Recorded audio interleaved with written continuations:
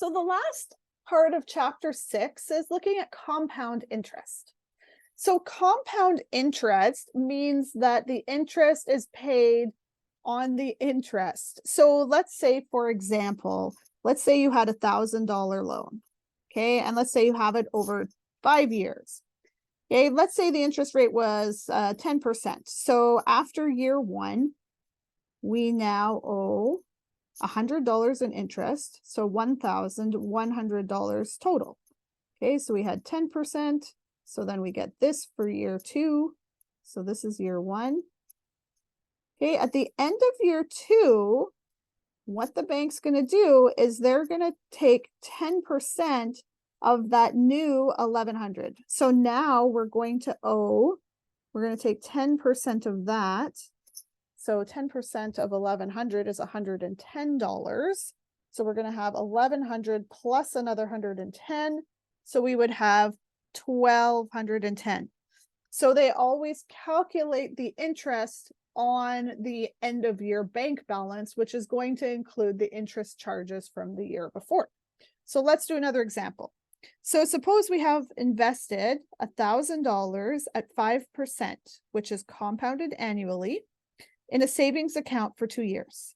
We want to know how much we'll have in the account at the end of 2 years. So year 1, then we know our rate is 5. So we've got that 5 out of 100 there.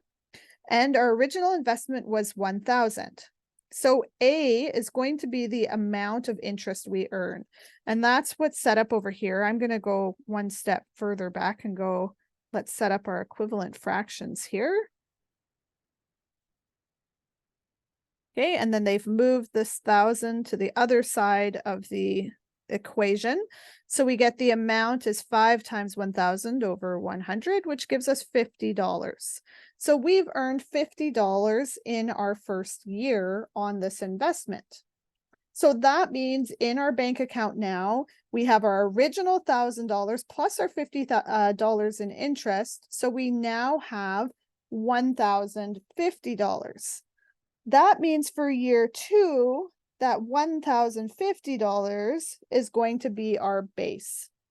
So now to calculate the amount of interest that we're earning in year 2, we're going to do the same calculation, but with a base now of 1,050. So if I set up my equivalent fractions here, I'd have A over 1,050 equals 5 over 100. So if we move that 1,050 over to the other side, we get what they've written below. A is 5 times 1,050 over 100, which gives you 5,250. So then you would take that amount of interest, add it to the amount you had in the account at the start of year 2, and this would be your balance at the end of year 2. So after 2 years, you will have $1,102.50 in your account. So when you have an investment and you're making compound interest, it's quite nice because over the years, it's going to grow and grow and grow. The amount of interest that you're going to earn is going to keep on increasing each year. Let's do an example of our own. Okay, so we invest $6,000 at 4%, and that's compounded annually for 2 years. We want to know how much we're going to have after 2 years. Okay, well, let's look at year 1. We start out with a base amount of 6,000. That's invested at 4%, so 4 out of 100. And we're looking for the amount of interest. So let's set up our equivalent fractions here.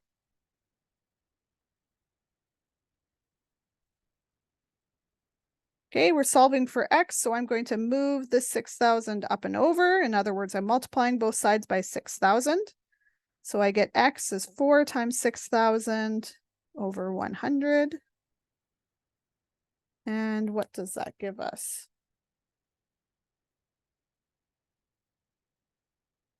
So I get 240. So that means in our first year, we earned $240. So the new base then is going to be the amount we originally had in our account, so $6,000, plus the amount we earned in interest, which was $240. So our new base then is going to be $6,240, and that's going to go up here.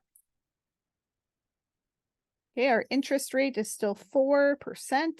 And we're looking now for the amount of interest we're going to earn in year 2. So let's set up our equivalent fractions.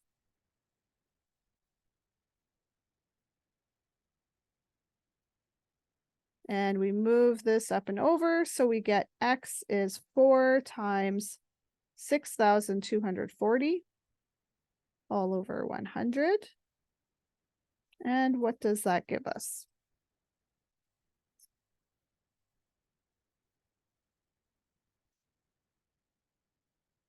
So that gives us 249.60. So that means our new base, or the amount after 2 years, is going to be, I'll say after 2 years,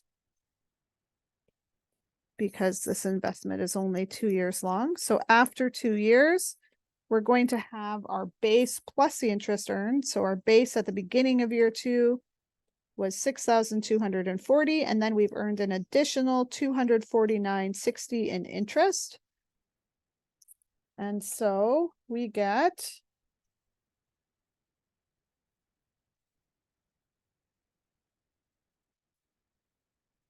$6,489.60. So after 2 years, you will have that amount. And so notice how the amount of interest increased. In year 1, we ended up with $240 of interest.